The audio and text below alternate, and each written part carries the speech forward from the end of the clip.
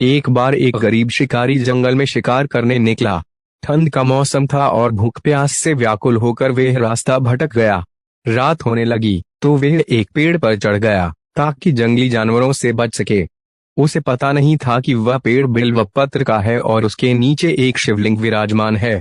भूख से परेशान शिकारी पूरी रात पेड़ पर बैठा रहा और बेचैनी में पेड़ से पत्ते तोड़कर नीचे गिराने लगा।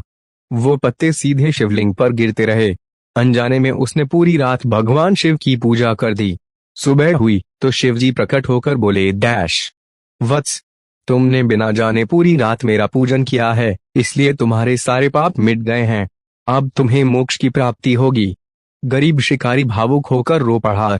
उसने हाथ जोड़कर कहा, डैश प्रभु, मैंने तो आपको पहचान कर भी नहीं पूजा, फिर भी आपने कृपा की। शिवजी मुस्कुराए और बोले, डैश मैं भाव का भूखा हूँ, वस्त्र भूषण या वैभव का नहीं। डैश संदेश भोले बाबा सच्चे मन और भाव से की गई पूजा को ही स्वीकार करते हैं, चाहे वे अनजाने में ही क्यों ना हो। एक बार एक गरीब शिकारी जंगल में शिकार करने निकला। ठंड का मौसम था और भूख प्यास से व्याकुल होकर वह रास्ता भटक गया। रात होने लगी तो वह एक पेड़ पर चढ़ गया ताकि जंगली जानवरों से बच सके। उसे पता नहीं था कि वह पेड़ बिल्व पत्र का है और उसके नीचे एक शिवलिंग विराजमान है। भूख से परेशान शिकारी पूरी रात पेड़ पर बैठा रहा और बेचैनी में पेड़ से पत्ते तोड़कर नीचे गिराने लगा।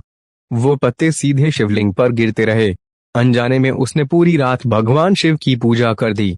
सुबह हुई तो शिवजी प्रकट होकर बोले, डैश वत्स, तुमने बिना जाने पूरी रात मेरा पूजन किया है, इसलिए तुम्हारे सारे पाप मिट गए हैं। अब तुम्हें मोक्ष की प्राप्ति होगी। गरीब शिकारी भावुक होकर रो पड़ा।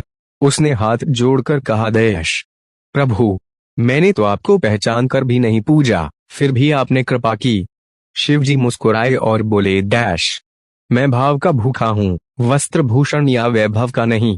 डैश संदेश भोले बाबा सच्चे मन और भाव से की गई पूजा को ही स्वीकार करते हैं, चाहे वे अनजाने में ही क्यों ना